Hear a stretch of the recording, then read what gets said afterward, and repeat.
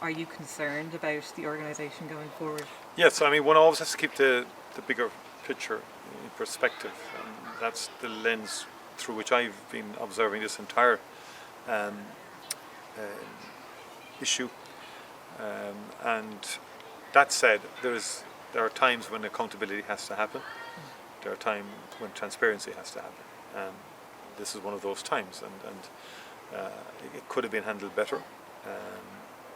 And I think we are, without question, I think the Oireachtas committees have played a very significant role in facilitating accountability.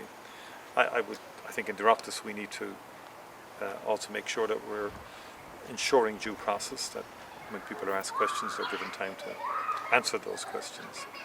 And I think 2 committees meeting in succession to me is problematic. That's about 6 hours. I think we have to examine that too and say, look, are there better ways that we can ensure our accountability processes are right? But overall, I think it's fair to say that it has got a very thorough airing by both the Public Accounts Committee and the Media Oireachtas Committee, chaired by Niamh Smith, and so both committees, I think, have discharged their duties. We have to be mindful of how we do that as Oireachtas members, and I'm very conscious of that. As government, are you?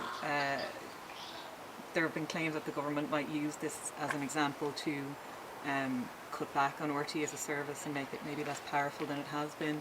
Are you concerned? Are there any discussions like that in Cabinet? Is there anything that you're aware of? No, and I think there's no evidence base to support that. We provided interim supports last year. There is a debate about how best to fund public service broadcasting into the future. There's a legitimate debate there. I've put my cards on the table a long time ago, long before this row, when I felt the proposal that came from the Oireachtas Committee 5 or 6 years ago in respect of a universal charge that would replace the licence fee, and that everybody would then have to pay, was fairer. Now that now has been damaged by the recent controversy. There's no point in saying otherwise. But the other option, which the Media Commission put forward, of the entire exchequer, which is all taxpayers' money in any event, that has issues around separation and demarcation lines between media and government.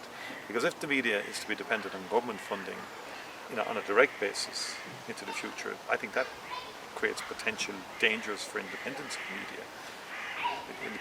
The media independence has to be ring-fenced. The public broadcaster has to be ring-fenced from any potential interference by future governments or this government or any government.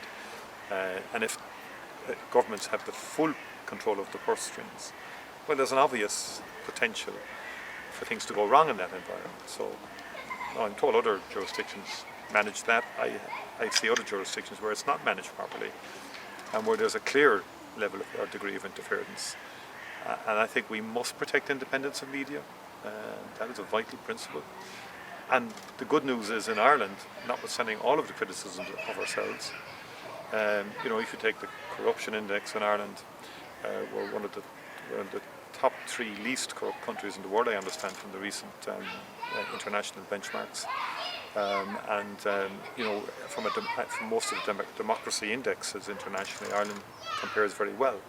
And independence of media is an important criterion for that, as is separation of powers between the arms of the state, between judicial arm, the executive and parliament. And all of those are important basic tenets of a democracy.